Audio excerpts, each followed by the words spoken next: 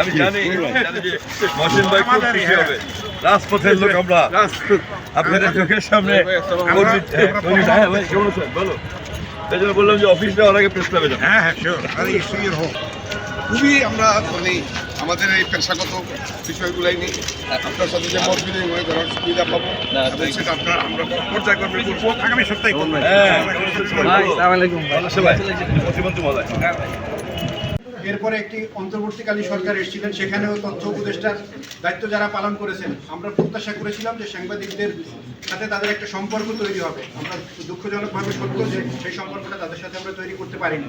আমাদের মন্ত্রী মহোদয়ের সাথে আমাদের অনেক দিনের আগে থেকে সম্পর্ক, এবং সেই সম্পর্কের উপরে ভিত্তি করে তিনি আজকে আমাদের সাথে এখানে আগে দেখা করে মন্ত্রণালয়ে ঢুকবেন। এই জন্য আবারও আমাদের পক্ষ থেকে ধন্যবাদ জানাচ্ছি, এবং আমরা এই প্রত্যাশাগুলো করেছেন আমার একই কথা, এই জন্য আমি আর কথা বাড়াবো না, আমরা মন্ত্রী মহোদয়ের কথা শুনবো।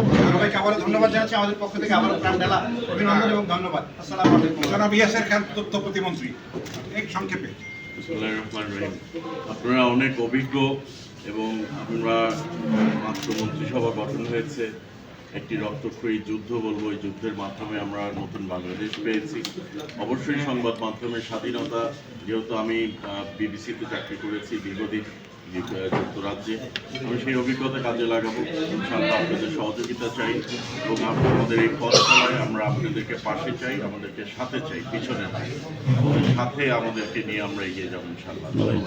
প্রিয় সাংবাদিক ভাইয়েরা, বড় উপস্থিত আছে, এবং আমি খুবই সৌভাগ্যবান যে আপনারা সবাই আমার বহু পুরনো পরিচিত, এবং একজন রাজনৈতিক কর্মী হিসাবে জাতীয় প্রেস ক্লাব আমার কাছে সবসময় ছাত্র জীবন থেকে এটা সেকেন্ড হোম।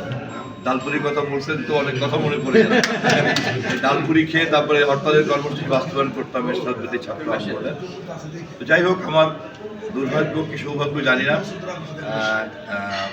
এই দায়িত্ব নিয়ে আপনাদের কাছে আসতে হবে বা আপনাদের সঙ্গে আবারও একসঙ্গে কাজ করার সুযোগ পাবো সরকারের পক্ষ থেকে, এটা আমি ওরকম প্রিয় সাংবাদিক ভাইয়েরা, বড় উপস্থিত আছে, এবং আমি খুবই সৌভাগ্যবান যে আপনারা সবাই আমার বহু পুরনো পরিচিত, এবং একজন রাজনৈতিক কর্মী হিসাবে জাতীয় প্রেস ক্লাব আমার কাছে সবসময় ছাত্র জীবন থেকে এটা সেকেন্ড হোম।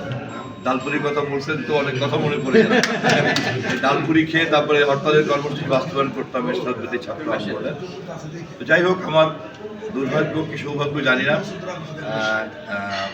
এই দায়িত্ব নিয়ে আপনাদের কাছে আসতে হবে বা আপনাদের সঙ্গে আবারও একসঙ্গে কাজ করার সুযোগ পাবো সরকারের পক্ষ থেকে, এটা আমি ওরকম। সাংবাদিক সমাজ তাদের সমস্যার সমাধান না করে গণমাধ্যমের সমস্যার সমাধান করা যাবে না।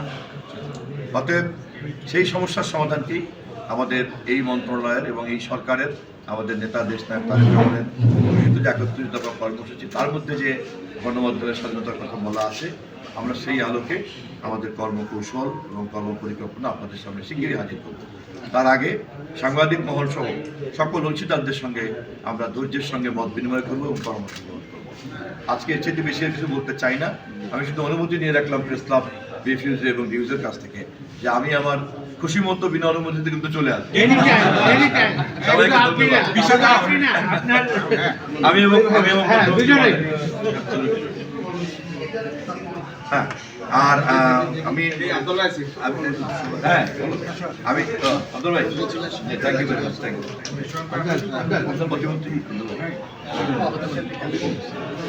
আর আমি একই সঙ্গে আমাদের বিএনপি বিট করতেন যে সাংবাদিক বন্ধুরা, আমি তাদেরকে বিশেষভাবে কৃতজ্ঞতা জানাই, ধন্যবাদ জানাই। আমার ইচ্ছা ছিল যে আজকে একটু বেশি সময় দিয়ে একবারে ইয়েতে ঢুকবো, কিন্তু মাননীয় প্রধানমন্ত্রীর জাতির উদ্দেশ্যে বক্তব্যের রেকর্ডিংটা এখনই শুরু হবে। এই মন্ত্রী ফোন পেলাম যে আমাকে একটু ওনার অফিসে যেতে হবে, যার জন্য শিডিউলটা আবার একটু টাইট করে নিতে হবে। বিএনপি বিটের সঙ্গে আমি আবার 2-1 দিনের মধ্যেই আমি এবং মাননীয় প্রতিমন্ত্রী মহোদয় আমরা আপনাদের পরামর্শ নিয়ে আমরা বলবো। সবাইকে ধন্যবাদ। দেশি সরকারের পতনের পরে গণমাধ্যম মুক্ত এবং স্বাধীনভাবে কথা বলতে পারবে। ওনাদের নিজ থেকে আসার মাধ্যমে আমরা আজকে আশান্বিত যে আমরা যে আশাটি করি সেটার আমরা প্রতিফলন দেখতে পাবো। সকল ভাই এবং আমাদের প্রতিমন্ত্রী আপনারা যে অত্যন্ত সজ্জন, ওরা দুজনেই অত্যন্ত সজ্জন মানুষ। আমাদের প্রত্যাশা থাকবে এটাই, আমাদের চাওয়াটা একটাই, ফেসিস্ট আমলে সবচেয়ে বেশি নিপীড়িত হয়েছে গণমাধ্যম। আমাদের 68 সাগরুল হত্যার এখনো পর্যন্ত বিচার হয়নি। আমরা নতুন সরকারের কাছে আমাদের প্রত্যাশা করেছি, আমরা চাই সাগরুলের হত্যা স্বাধীনতার বিচার হয়। আমরা চাই গণমাধ্যম যেন মুক্ত এবং স্বাধীনভাবে কথা বলতে পারে। একটা জিনিস আমাদের মনে রাখতে হবে, গণমাধ্যম ভিতর থেকে খবরটা নিয়ে আসে, যেটা সরকার পরিচালনায়, দেশ পরিচালনায় সহযোগিতা হয়।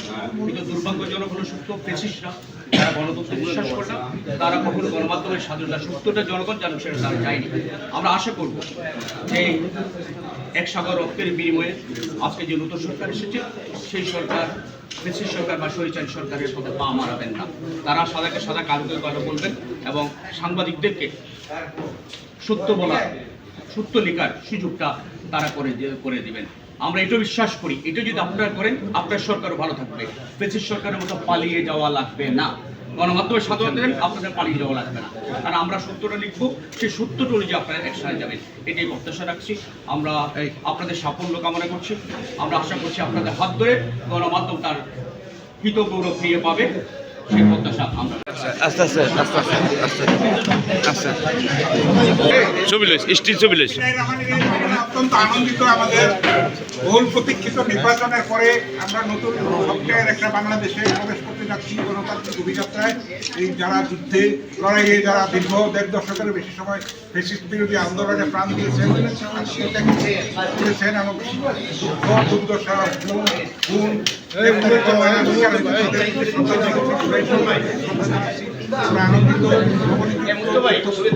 টিভিটা বন্ধ করতে বল, টিভিটা আমাদের স্বপন ভাই এবং আমাদের প্রতিমন্ত্রী জনাব ইয়াসির খান আমাদের এখানে চরম ব্যস্ততার মধ্যে আমাদের এখানে এসছে সেকেন্ড হোম, এবং আমরা খুবই গর্বিত। আমরা তাদেরকে আমাদের অংশ মনে করি এবং গণতন্ত্রের যে অভিযাত্রা, মুক্ত স্বাধীন সমাজ একটা প্রতিষ্ঠার জন্য, মুক্তচিন্তা সমাজ প্রতিষ্ঠার জন্য, সম্মিলিতভাবে স্বাগত জানাচ্ছি। আমরা সংক্ষেপে, যেহেতু ওনার ব্যস্ত কেমন আছো?